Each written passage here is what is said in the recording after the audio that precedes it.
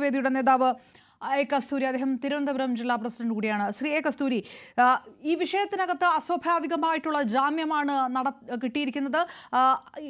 ഇടപെടൽ, അമിത്ഷാ ഇടപെട്ടു എന്ന് പറയുന്ന വാദമുണ്ടെങ്കിൽ അത് തെറ്റായ കീഴ്വഴക്കമാണ്. ഇത് ശരിയല്ല. ഇത് ഒരുപക്ഷെ നിയമ ലംഘനങ്ങളിലേക്ക് വരെ നയിച്ചേക്കുമെന്നൊക്കെ പറഞ്ഞത് ഹിന്ദു ഐക്യവേദിയുടെ അധ്യക്ഷനാണ്.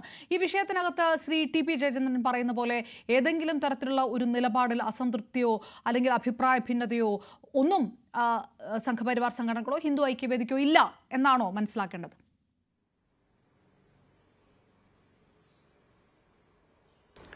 ഹിന്ദു ഐക്യവേദിയെ സംബന്ധിച്ചിടത്തോളം ഞാനത് നേരത്തെയും പല ഇന്റർവ്യൂകളിൽ പങ്കെടുത്തപ്പോൾ പറഞ്ഞിട്ടുള്ളതാണ്. അതായത് നിയമത്തിന്റെ രീതിയിൽ പോകണം. അത് ഇപ്പൊ നമ്മുടെ കേരളത്തിലുള്ള പല കാര്യങ്ങളും നമ്മൾ എടുത്താൽ നമുക്കറിയാം, ഇവിടെ നടന്ന പഴയ സൂര്യനെല്ലി കേസ് അതെവിടെ എത്തി ആർക്കും അറിയില്ല.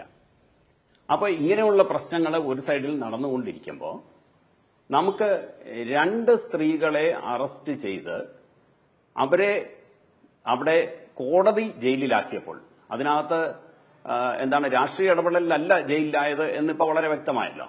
കാരണം അതിനകത്ത് ഇപ്പൊ എല്ലാവരും പറയുന്നത്, മീഡിയ മുഴുവൻ പറയുന്നത്, അല്ലെങ്കിൽ ഈ ചർച്ചകളിലെല്ലാം വരുന്നത് അതിനകത്ത് അമിത്ഷാ ഇടപെട്ടു അല്ലെങ്കിൽ BJP ഇടപെട്ടു എന്നുള്ള രീതിയിലാണ്. എന്തിനാണ് അവരെ ജാമ്യത്തിൽ പുറത്തിറക്കാൻ.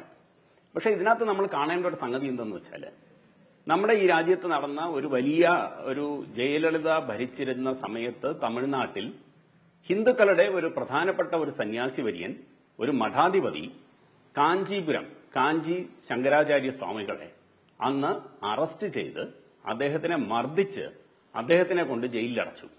അദ്ദേഹത്തിന്റെ പേരിൽ ഒരു കൊലപാതക കുറ്റമാണ് ചാർത്തിയത്.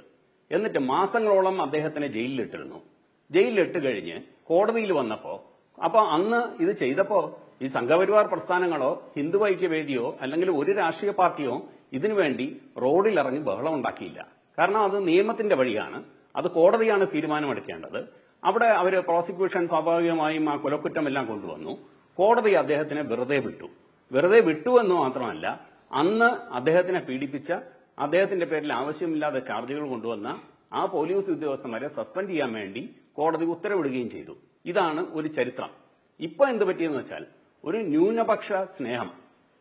പക്ഷെ ഇതെന്ത് തന്നെ ആയിക്കോട്ടെ, ഇതൊരു ഭാരതീയ പൗരനാണ്, ആര് തന്നെയായാലും. അപ്പൊ അത് ഒരു സന്യാസി ആയാലും അല്ല, ഒരു സാധാരണക്കാരനായാലും ഒരു ക്രിമിനൽ ആയാലും അത് കോടതിയുടെ മുന്നിൽ വരുമ്പോൾ അത് കോടതി നിയമത്തിന്റെ വഴിയിലാണ് പോവേണ്ടത്. അതിനകത്ത് രാഷ്ട്രീയ ഇടപെടലുകൾ ഉണ്ട് എന്ന് പറഞ്ഞ് ചാടിയിറങ്ങാനായിട്ട്, അതിന് റോഡിൽ ബഹളമുണ്ടാക്കാനായിട്ട്, അവിടുത്തെ നിയമസഭയിൽ ഒരു ബഹളം ഉണ്ടാക്കാത്ത രാഷ്ട്രീയ പാർട്ടികൾ പാർലമെന്റിൽ വന്ന് പാർലമെന്റിൽ ബഹളം ഉണ്ടാക്കുന്നു. MP-മാര് ഉടനെ അവിടെ നിന്ന് അവരെ പാഴ്സലും എടുത്ത് നേരെ ജയിലിന്റെ മുമ്പിൽ പോയി ബഹളം ഉണ്ടാക്കുന്നു. ഇതാണോ ഈ രാജ്യത്തെ നിയമവ്യവസ്ഥ? ഇതാണോ ഈ രാജ്യത്ത് നമ്മൾ പറയുന്ന ഭരണഘടന? എല്ലാവരും ഭരണഘടനയെ കുറിച്ച് ഭയങ്കരമായിട്ട് വാദോരാതെ സംസാരിക്കാറുണ്ട്.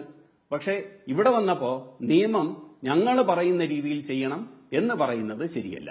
അതിൽ രാഷ്ട്രീയ ഇടപെടലുകൾ അത് അത്ര ശരിയായ ഒരു പോക്കല്ല.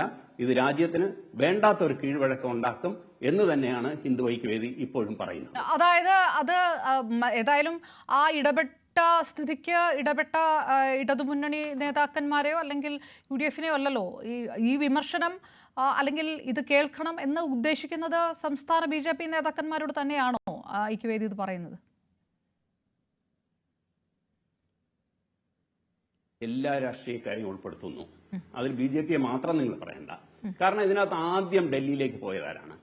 ആദ്യം അവിടെ പോയി ജയിലിൽ ചെന്ന് സന്ദർശനം നടത്തിയത് UDF-ന്റെ നേതാക്കന്മാരാണ്, കോൺഗ്രസിന്റെ നേതാക്കന്മാരാണ്. അന്നത്തെ ദിവസം LDF-ന്റെ നേതാക്കന്മാർ പോയെങ്കിലും അവർക്ക് അനുമതി നിഷേധിച്ചു. കാരണം ലേറ്റായി, ജയിലിലെ സന്ദർശന സമയം കഴിഞ്ഞു. അത് കഴിഞ്ഞ് അവരും കാണുന്നു, ഇത് കഴിഞ്ഞിട്ടല്ലേ BJP-ക്കാർ വരുന്നത്. അപ്പോൾ ഇത് എല്ലാ രാഷ്ട്രീയ പാർട്ടിക്കാരും ഇതൊരു മുതലെടുപ്പായിട്ടെടുത്തു. ഇതാണ് ഞങ്ങൾക്ക് പറയാനുള്ളത്.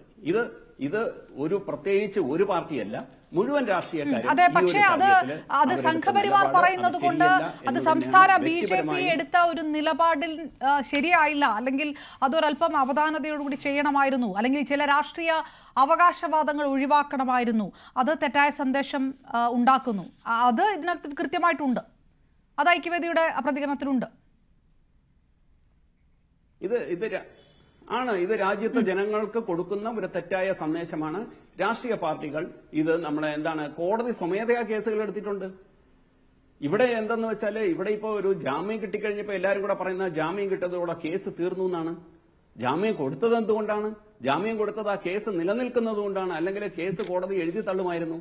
അപ്പൊ ഇതില് എന്തോ ഒരു കുഴപ്പമുണ്ട്. അത് എന്താണെന്ന് വെച്ചാൽ അത് അന്വേഷിക്കുന്ന ഏജൻസി അത് അന്വേഷിച്ച് കണ്ടെത്തണം. അതുവരെ ഇവർക്ക് ജാമ്യം കൊടുത്തിട്ടുണ്ട്. ഇത്രയേ ഉള്ളൂ ഇതിനകത്ത്. ഇതിനെ ഇത്രയും ഊതിപ്പെരുക്കി ഈ ഒരു കേസിനെ ഈ രാജ്യത്ത് വേറെ ഒരു സംഭവങ്ങളും ഇവിടെ ഒരു പ്രശ്നവും ഇല്ല, ഇവിടുത്തെ ജനങ്ങൾക്ക് ആകെ ബാധിക്കുന്ന ഇത് മാത്രമേ ഉള്ളൂ എന്നുള്ള രീതിയിൽ ഇതിനെ മീഡിയ കൊണ്ടുപോകുന്നതും ഇവിടുത്തെ രാഷ്ട്രീയക്കാർ കൊണ്ടുപോകുന്നതും ഇതിനോട് ഞങ്ങൾക്ക് യോജിപ്പില്ല.